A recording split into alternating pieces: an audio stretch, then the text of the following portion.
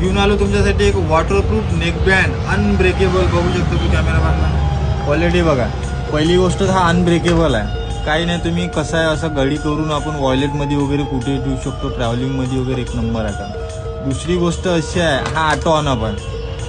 हा बघा, हा झाला चालू झाला, आता हा डिस्कनेक्ट झाला. क्वालिटी एकदम जोरदार आहे.